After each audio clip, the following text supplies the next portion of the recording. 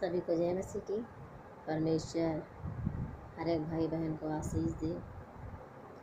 आइए हम परमेश्वर के बारे में ऐसी चीज़ें जानते हैं जो हमें नहीं पता है कि परमेश्वर का प्रेम हम कैसे पता कर सकते हैं कि परमेश्वर हमसे प्रेम करता है।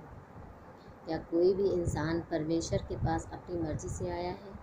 नहीं, कोई भी अपनी मर्ज़ी से नहीं आया है। हर किसी को परमेश्वर ने खुद बुलाया है।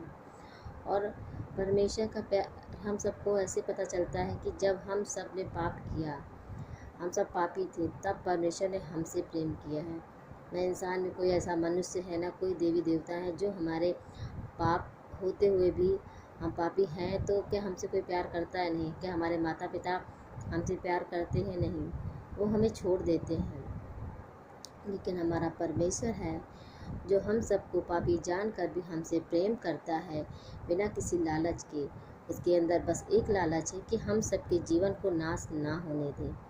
तो परमेश्वर हमसे प्रेम करता है, हम उसके पास नहीं आए हैं। परमेश्वर ने हमारे हाथों को पकड़ा है और परमेश्वर ने हमारे हाथ को कभी ना छोड़ने का वादा किया है कि परमेश्वर ने कहा कि मैं तुम्हें कभी ना छोड़ूंगा और ना ही कभी तुम्हें त्यागूंगा। तो हम सबको चाहिए कि परमेश्वर में बने रहने के लिए हमें क्या करना चाहिए।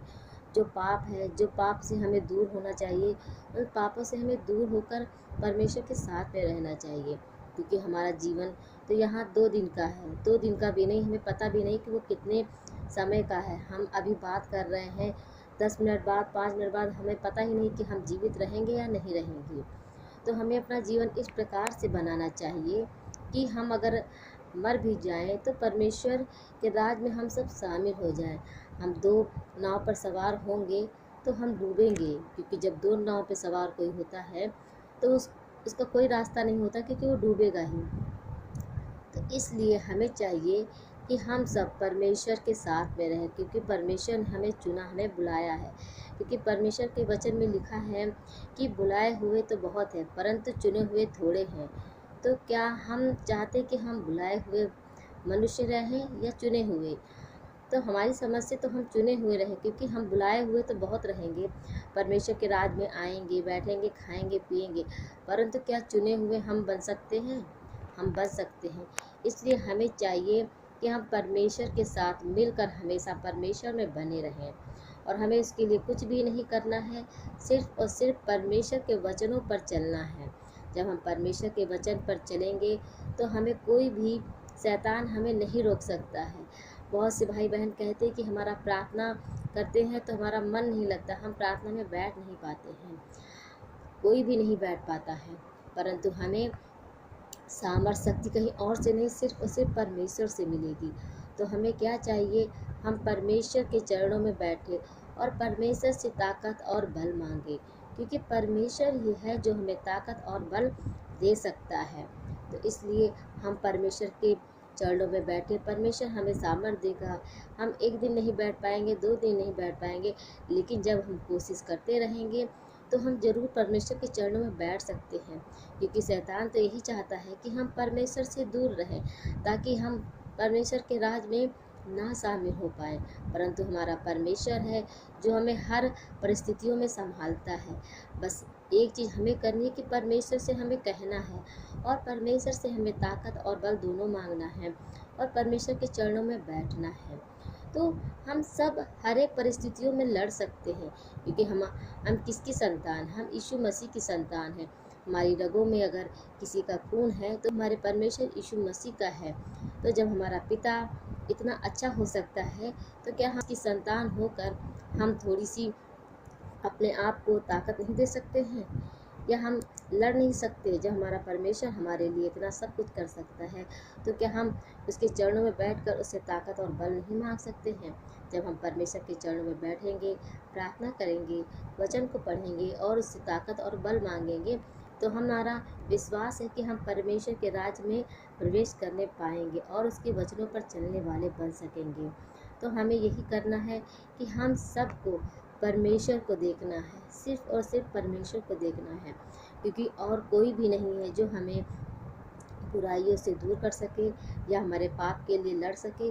तो सिर्फ हमारा परमेश्वर है जो हमें पापों से दूर करेगा और हर एक परिस्थितियों में ताकत और बल देगा। क्योंकि जब हमारे ऊपर बुराई आती है या हमारे दुख तकलीफ मिलती है या हमारी परिस्थिति ऐसी हो जाती है कि हमें दूसरों की ज़रूरत होती है, तो उस समय कोई भी हमारा साथ नहीं देता है और सिर्फ साथ देता है तो वो है परमेश्वर। तो हमें क्या करना, हमें सिर्फ और सिर्फ परमेश्वर की ओर देखना है कि परमेश्वर की ओर अगर हम देखेंगे तो परमेश्वर ही है जो हमारी मदद को कर सकता है। तो भाइयों और बहनों, हम सबको आज से ही यही करना है कि हमारा प्रार्थना में मन नहीं लगता है, कोई बात नहीं है, डरने की बात ही नहीं है। क्योंकि जब हम परमेश्वर के चरणों में बैठेंगे, जितनी देर हम बैठ सकते उतनी देर हम बैठेंगे, हम लौट लौट कर आ बैठेंगे परमेश्वर के चरणों में। तो परमेश्वर हमें ताकत और बल क्यों ना देगा, फिर शैतान भी हार जाएगा। क्योंकि वो कब तक हमारे पीछे लगा रहेगा, जब देखेगा कि हमने इनके साथ में इतना सब कुछ करते हुए भी ये सब डगमगाते नहीं हैं, ये परमेश्वर के चरणों में आके बैठते हैं, ये वचन को भी पढ़ते हैं, फास्टिंग भी रखते हैं, हर एक चीज़ जब ये करते हैं, तो हम कब तक इनके पीछे लगे रहेंगे। तो हमें यही सब चाहिए कि हमें ताकत और बल परमेश्वर से ही मांगना है। क्योंकि परमेश्वर ही हमारा उद्धार करता पिता है। क्योंकि उसने हम सब के लिए उसने अपना पवित्र लहू बहाया है, ताकि हम सब जो उस पर विश्वास करें वो हर कोई पापों से बच सके। क्योंकि और कोई नहीं है जो हमारे पापों को क्षमा कर सकता है या हमें पापों से बचा सकता है। जब खराब समय आता है तो हमारे भाई बहन, माता पिता, पति हो या पत्नी हो, हर कोई साथ छोड़ देता है। क्योंकि परमेश्वर ही है जो वो बिना निस्वार्थ हमसे प्रेम करता है, बिना किसी लालच के हमसे प्रेम करता है। मनुष्य तो हमारे पास जब पैसे होंगे, हर एक चीज़ें होंगी, तो मनुष्य हमारे साथ रहेगा, हमारे पीछे रहेगा, परंतु खराब समय आने पर वो हमें छोड़ देगा। परंतु परमेश्वर हमारा ऐसा पिता है कि जो हमें कभी भी किसी भी परिस्थितियों में नहीं छोड़ता है। बस हमारा काम यही है कि हम सब अपने हाथों को परमेश्वर के हाथों में सौंप दें। क्योंकि हमारा परमेश्वर ही ऐसा पिता है जो हमें हर एक बुराइयों से लड़ने की ताकत और बल दे। और हमें एक चीज़ और करना चाहिए कि हमें पवित्र आत्मा, जो पवित्र आत्मा को परमेश्वर ने हम सबको दिया है कि हम उसकी सुन सके।